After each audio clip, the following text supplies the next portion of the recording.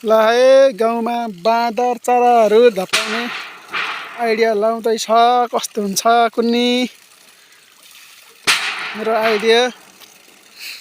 यहाँ बाँदर आएको गऱ्यो चराहरू पनि आयो मेरो गहुँ छ यहाँ यसरी गाउँमा चराहरू बाँदरहरू आउन थाल्यो त्यही भएर यस्तो जुगाड गर्दैछ कस्तो हुन्छ कुन्नी है मेरो जुगाड बाँदर धपाउने जुगाड हेर्नुस्।